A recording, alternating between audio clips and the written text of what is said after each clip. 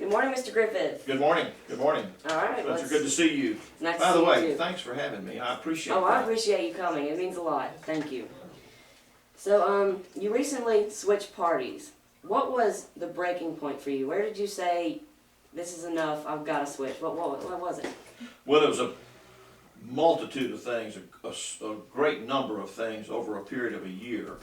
It had to do with not only the amount of debt that we were creating in America that could suffocate our recovery, because we've got 8.4 million people out of work in the last 2 years. And so as we created this debt, as you create debt, whether it's in a home or a business, if you can't pay your bills, you can't expand. If you can't pay your bills, you can't create jobs. So I watched the stimulus package pass, kind of in the dead of night, kind of a forced package without anybody reading the bill. So I became a little bit concerned about that. And then they had a bill they called the cap and trade bill, which would have been very, very devastating to Alabama, because we get most of our electricity from coal. It has what we call a carbon footprint, and it would have penalized Alabama. That bill was kind of passed in the dead of night. So several things happened. We began to bail out companies like General Motors and AIG, which is a large private insurance company. And then AIG took that bailout money and turned around and paid themselves bonuses with it. And so I began to look at things, and then this health care bill came along, which was a huge debt for the country. And so I went home, and my wife's name is Virginia, and I have 5 children, and I have 11 grandchildren. So I called. Big family. Big family, yeah, it's a good one too. So I called them all together, my kids and my wife, and I said, you know, I don't think I can support the Democratic Party. I think it's not doing the job that they had said they were going to do. So I'm either going to leave Congress or I'm going to change parties.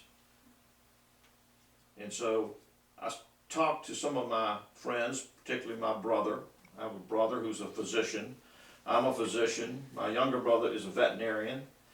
And so we kind of talked about that, and they said, I think you probably should change parties, because most of the people in your district think you're doing a good job, but they're not happy with the Democratic Party. So on December the 22nd, I made the announcement. But it wasn't a sudden thing. Although the announcement occurred on one day, this had been building up over 6 or 7 months. And in August, 4 months before, I announced that I would not support Nancy Pelosi for Speaker of the House. I said that she was divisive. She was a divider, not a unifier. And that she was not a leader because she only would speak to certain few people in the Congress and not everyone. So it wasn't a sudden decision, and it was a combination of a lot of things. Do you believe in, of course, recently a man was shot and killed by illegal immigrants on the border. Do you believe in sending troops to secure that border? We do know this. I flew out to the border, spent 2 days there along the border. The El Paso, as you know, is right across the Rio Grande from Juarez. El Paso is, of course, America. They had a very low crime rate, one of the safest cities in the United States. Right across the border in Mexico, they had over 3,000 homicides within a year's time. Wow is right. All drug related. Mexico along the border is what we call a narco state. It's a narcotic state. It makes its money by selling drugs into America. With the money they buy guns that they bring back into Mexico so they can control the gangs and the warfare that's going on. They showed me films of 4 automobiles lined up with the front grills, human heads on the top of the hoods of the cars. Gang members, one gang would do that to another gang, take a film of it and send it to the other gang. These are brutal, dangerous people. But we if we don't control the border, whether it be troops, National Guard troops, fencing, or high technology that we have, radar, laser, etc. If we don't control the border, we can't get ahead of this illegal immigration business. So I agree that we should send troops to control the border, or we need to beef up our existing border control. Well, while we're on the topic of national security, Iran and North Korea. Of course, they're developing nuclear weapons.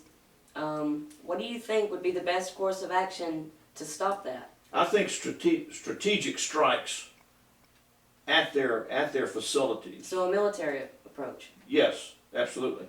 Because I don't think sanctions will work, because there are too many people in the world right now with enormous amounts of money that will support both North Korea and Iran. I think the Obama administration and Hillary Clinton, who is our Secretary of State, have been ineffective. They're not doing the job. Iran is not someone you can sit down with and negotiate, because they're dishonest people. They're not going to tell you the truth.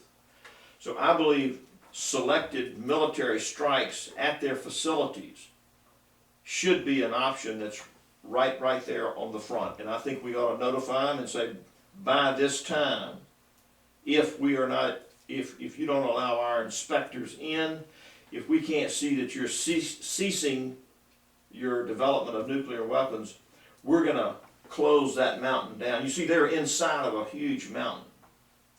We need to seal that mountain off so they can't get in and out of it.